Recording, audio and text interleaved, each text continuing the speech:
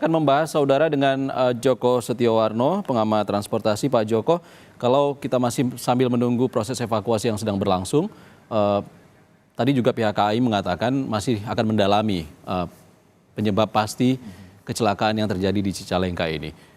Tapi kalau kita belajar dari sebelum-sebelumnya, tidak banyak sebenarnya kecelakaan kereta api yang sudah terjadi dalam 10 tahun belakangan. Terbaru mungkin kecelakaan Argo Wilis dengan Argo Semeru yang sempat terserempet karena salah satu kereta ini berhenti di double track. Oke. Kondisinya berbeda dengan hari ini. Ya, kalau Argo Wilis kalau nggak salah itu yang di Kulon Progo kemarin ya. Betul. November itu dari anjlok ya. Ya. Jadi itu anjlok dari kemiringan kemudian tersambar karena dia anjlok. Dengan satu sisi lagi ada kereta yang mau lewat. Gitu Ya, kalau ini kejadian di Cicalengka terjadi pada single track. Single track, dan mungkin ada miskomunikasi juga di sini. Makanya seperti apa miskomunikasi itu nanti biasanya KNKT akan mendalaminya. Ya, dan di sana kan ada kereta itu kan kalau bergerak mesti ada perintah perjalanan dari PPKA.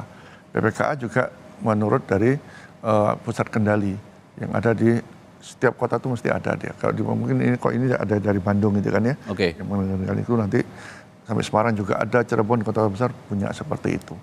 Nah memang kalau di single track ini kalau sekarang kondisinya rawan juga, meskipun kita tahu single track di Jawa tidak begitu banyak lah, mungkin sudah double track sudah 80% lebih sudah double track. Ya, dengan double track ini ya lebih memudahkan untuk pengaturannya. Ya. Nah ini single track memang sudah lama, ya mudah-mudahan nggak depan jangan terjadi lagi. Makanya ini kan kalau dilihat tadi posisinya kalau tanah merah ini kan berarti dia akan dibuat double track. Ya. Nah, jalur antara mau ke Bandung itu dari Rancaikek itu sebagian sudah double track. Ini proses memang, proses double track sampai dengan stasiun Bandung. Ya, dalam rangka juga berikutnya nanti ini kan kereta perkotaan ini tidak lama lah operasi, nanti akan ditingkatkan menjadi kereta listrik KRL seperti Jabodetabek, Rancaikek, Bandung sampai dengan Padalarang karena ini cukup tinggi juga karena pemukiman sudah nggak di kota Bandung, sudah daerah pinggiran, ya, daerah pinggiran ya. Ya itu mereka banyak menggunakan kereta ini. Kalau lihat kereta diesel memang ini menggunakan KRD. Dulu KRD, sekarang KRD sudah pada habis, ya pakai lokomotif dia gunakan itu kan ya. Nah ini kalau melihat posisi seperti itu, kalau tadi saya lihat ada mobil kren ya, tapi kalau kereta gini agak berat juga dengan posisi seperti itu. Mesti dia mendatangkan nanti harus ada kren yang kereta kren lah.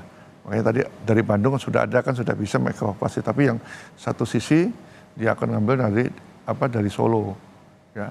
Ini untuk membantu mengevakuasi tadi kondisi keretanya sudah semakin masuk ke sawah. Sementara kalau pakai mobil agak berat itu, mungkin kecil-kecil yang ringan masih bisa, tapi kalau seperti ini memang kita harus menunggu kren kereta. Dan itu sudah disiapkan, sudah cukup banyak lah di beberapa kota sudah disiapkan, apalagi ini masa Nataru kan, itu mesti disiapkan. Gitu. Trafiknya cukup padat. Ini termasuk padat juga karena Nataru juga penumpang kereta kan makin tahun makin meningkat ini kan. Apalagi kecepatan kereta juga makin tinggi. Animo juga makin lebih banyak. Kalau di Jawa sekarang pesawat sudah berkurang, banyak perjalanan berganti kalau nggak melewat jalan raya, jalan tol sudah terhubung ya, menggunakan kereta. Salah satu yang sangat diandalkan oleh masyarakat di Pulau Jawa ya Pak Jokowi, kalau kita tanpa mengurangi rasa empati sebenarnya dengan apa yang dialami para korban. Tapi kalau kita melihat kondisi single track yang dilalui kereta, baik itu kereta jarak jauh, dilewati juga oleh kereta api lokal, harusnya di sini ada SOP atau prosedur yang jelas yang dilakukan oleh pihak stasiun, tidak hanya dari Daob 2, mungkin masih termasuk Daob 2 mungkin ya, masih Daob 2.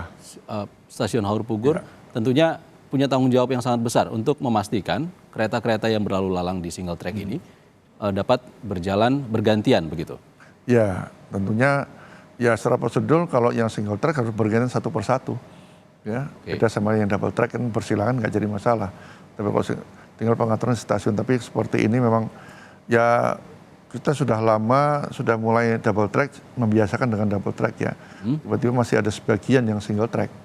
Nah, single track ini tentunya harus digunakan orang-orang yang SDM-nya mungkin ya jauh lebih baik, lebih tinggi kemampuannya ketimbang yang double track. Kenapa? Ya karena kan single track dia harus benar-benar cermat lah. Dia memastikan kalau saya memerekatkan ini kondisi stasiun berikutnya harus steril, tidak ada perjalanan kereta api. Sampai di sana baru ada perjalanan satu saling bergantian. Beda double track nggak jadi masalah, mereka tinggal bersilangan, di jalan juga tidak ada masalah di petak-petak maupun di stasiun. Karena stasiun itu ya rata-rata sudah lebih dari tiga spur istilahnya, 3 track lah. Jadi mereka bisa bersilangan. Jadi kan tidak semua stasiun juga di kereta berhenti, ada kereta jarak jauh. Stasiun tertentu dia berhenti. Ya, tapi kalau yang kereta komuter ini setiap stasiun dia berhenti karena itulah penumpang-penumpang yang harus diangkut dia. Karena sifatnya komuter kan perkotaan gitu. Kalau kita melihat kondisinya kereta dari Surabaya ke Bandung dan juga yang menuju Padalarang ini, harusnya siapa yang berhenti dulu? Itu bisa diatur di KPK ya, grafik perjalanan kereta apinya sudah mengatur. Jadi bisa saja kereta jarak jauh, kalau dia kereta itu jarak jauh yang kelasnya prima lah, eksekutif ya, dia hanya berhenti tertentu, dia lebih utama. Jadi dia kan tidak berhenti, jadi yang mengalah kereta yang perkotaan. Sambil dia orang naik turun, udah berhenti, ini kereta ini tetap melaju. Karena kereta yang jarak jauh dia tidak mungkin berhenti di stasiun yang kecil. Yang menentukan siapa, Pak Joko? Yaitu ada namanya grafik perjalanan kereta api. Nah, dari KPK itu sudah kelihatan seperti itu. Nah, dari KPK itu sudah kelihatan dia kalau kereta ini dia hanya berhenti di stasiun besar aja. Kalau di Surabaya, umpamanya di stasiun di Jombang, Madiun, di Solo, Jogja, kemudian di Purwokerto, kemudian bisa juga mungkin Tasik ya, atau langsung ke Bandung sudah. Dia nggak berhenti di Garut, di Banjar nggak. Nah itu yang kereta jarak jauh ya, karena orang-orang yang butuh cepat ya. Tapi kalau perkotaan atau semi beda lagi. Dia rata-rata tiap stasiun dia akan berhenti. Stasiun kecil-kecil pun dia berhenti. Gitu. Dan itu informasinya diperoleh oleh pengatur perjalanan KA atau PPKA dari pengendali, ada pusat pengendali sendiri. Pusat kendali itu kalau di Jakarta ini ada di Manggarai. Itu dia mengatur pengendalian KRL untuk seluruh Jabodetabek misalnya. Jabodetabek kalau dan Daup 2 misalnya. Daup 2 dia nanti mereka saling sinergi juga. Antar pusat kendali di Bandung ada sendiri juga. Mereka saling sinergi, kereta sampai di mana dia akan punya sisi room lah, ruang kontrol yang besar itu kan. Tahu perjalanan kereta sampai di mana dia akan ketahuan. Dan itu pasti akan diberikan kepada seluruh stasiun-stasiun yang ada di daerah itu. Betul. Dan ini harusnya sudah diperoleh oleh PPKA Haur Pugur. Mestinya sudah. Dia akan tahu kapan dia akan berangkat. Dia berinformasi kalau clear kondisi tracknya bersih, dia harus mengerjakan itu, memperjalankan. Karena masinis kan dia tidak boleh menjalankan kereta tanpa perintah. Gitu. Dan dia juga harus hafal trek-trek itu apa saja yang dilakukan. Karena kita tahu trek kita kan tidak steril sama sekali, ada pelintasan sebidang, ada yang dijaga, tidak dijaga. Nah itu kan sangat mempengaruhi perjalanan masinis juga. Apa dari pemukiman mungkin sering dilempar batu dan sebagainya, dia harus membunyikan suling dan sebagainya, itu harus memang bagian dari upaya-upaya bagaimana penyelamatan sepanjang perjalanan mereka bisa lancar. Pak Joko, kalau kita terjadi kecelakaan seperti ini, apakah akan dampaknya kepada perjalanan kereta-kereta lainnya juga sangat terdampak? Tapi jangan dijawab dulu, nanti kita akan bahas kembali dampak dari kecelakaan di Ranca Ekek atau Cicalengka, Bandung, Jawa Barat, usai jeda di Breaking News Kompas TV.